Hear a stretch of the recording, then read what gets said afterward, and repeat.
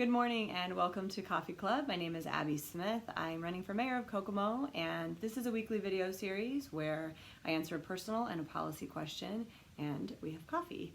So this week, the personal question is about mentors and people who have influenced me.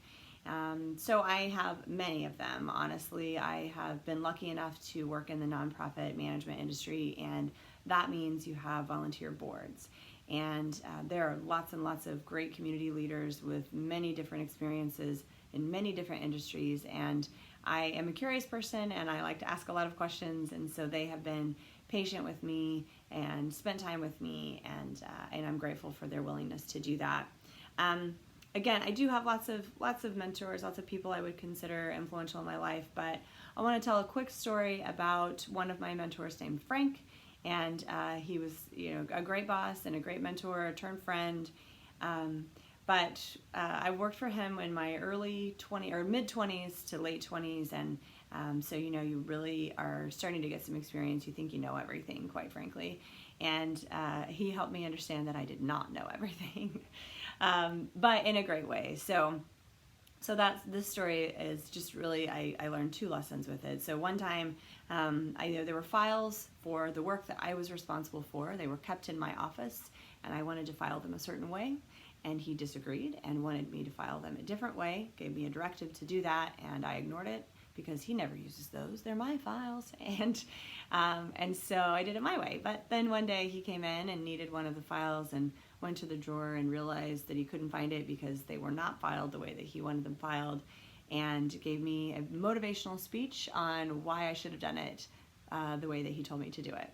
So I was very mad, and I was mad all night, and came back to work the next day mad, and then collected myself and went in to talk to him and to say, I was hoping that we could just discuss this, because I was thinking if I can explain to you the reason why I did it the way that I did it, you could help me understand where I made the mistake. And then he said, "You're being defensive, and I find that very annoying." And so I was mad again. And I was mad the rest of the day. But then honestly, when I really thought about it, I did kind of that introspective work that is not very fun, but it is very helpful. I realized I didn't want to explain to him my thought process so that he could tell me where I went awry. I wanted to explain to him my thought process so that he would see that I was right and we would do it my way. And so I was being defensive. I was defending what I had done and not taking accountability that I had done the wrong thing. And so that lesson was twofold. One, there is a reality sometimes about not being in charge. And it was a very good lesson to learn when I learned it, that you can assess very quickly how much authority you have in a situation, and then how much influence you have in a situation, and how to navigate things when maybe you're not in charge, and you want to figure out how to have influence. It was very helpful. Secondly, it helped me really fundamentally change the way that I communicate when I've done something wrong. So it helped me be brave enough to say, I shouldn't have done that, and I'm sorry, and I won't do it again, and just kind of take ownership over that. I think a lot of times people are afraid that when they make a mistake, they're going to be punished. But what Frank helped me understand was you have to be accountable for things that you do, whether they're good or bad, whether they're mistakes. It's okay, but taking accountability is something that people respect, and then moving forward and trying not to do it again is the real win there. So I share that story first because it was an interesting story for me and really helped me learn a good lesson. But also, I think that good mentors, they encourage you and support you, and they're cheerleaders. But great mentors do all of those things, and they're willing to have tough conversations with you because they believe in your potential, and they have faith that if they tell you something that you might not want to hear, that you have enough in you to hear them and learn that lesson and move forward. So thanks to Frank, and thanks to the many other people who have been patient enough to listen to all of my questions and answer them. I do appreciate your investment in me, of your time and your knowledge. So the policy question today is about veteran services, and how do we help people who have served in the military transition back to civilian life, or people who served long ago and still are probably or potentially suffering from I don't know, whether it's post-traumatic stress or kind of chronic homelessness. Veterans have a lot of issues, and really it's on us to create a community where veterans get access to the services that they need to move forward. This is a big issue, so you're going to hear me say the same thing that I always say when things are really big issues, that this is not one program that we can invent and everything will be solved.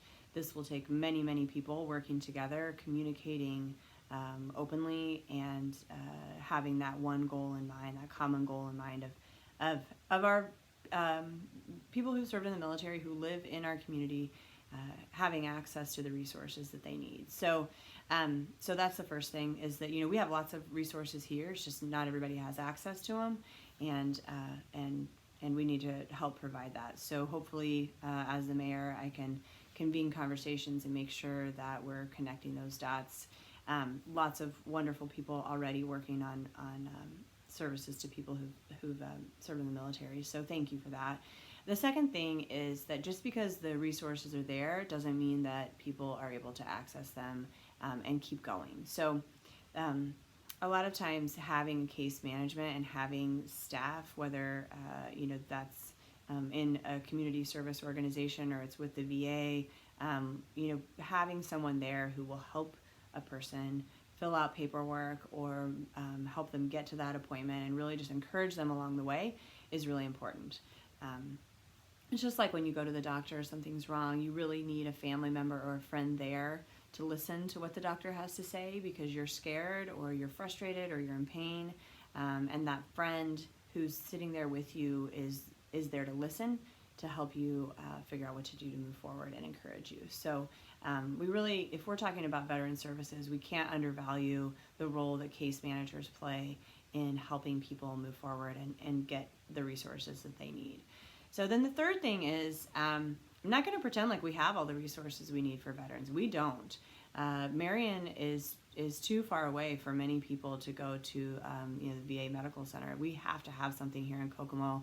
I commend Commissioner Wyman and others who have been fighting for that service in particular. We briefly had a clinic, and honestly, the resources that we needed were not invested in that, and we need access to more of them. So as mayor, I fully intend to join that fight and stand up with Commissioner Wyman and many others. Judge Perry's working really hard on the problem-solving court for veterans, and they need a strong partner to say, this is important, and Kokomo is a big enough city, and we have a high concentration of people who've served in the military to have services easily accessible to people who live in the city. So thanks to the work that they're already doing, and fully intend to join that fight and fight for people who have fought for us. I mean, that's the reality, is that people gave of their time and of themselves to defend the country, defend our rights, and they deserve the services, basic services, once they return. So the other thing, kind of back to mentoring with veterans, I would kind of call up the citizens of Kokomo. If you've served in the military and you think that you can give of your time to mentor a vet in need, please do so. And then really in general, if you are a person out there who thinks that young people don't know something, or if thinks that they need help, maybe they don't have the support of their parents, or they need a surrogate grandparent, step up and do that, because it makes a very big difference in people's lives when they have somebody there beside them, helping them fight, whether it's just encouraging them and cheering for them, or if it's having tough talk like Frank had with me to say, I believe in you, but you need to hear this and you need to fix it.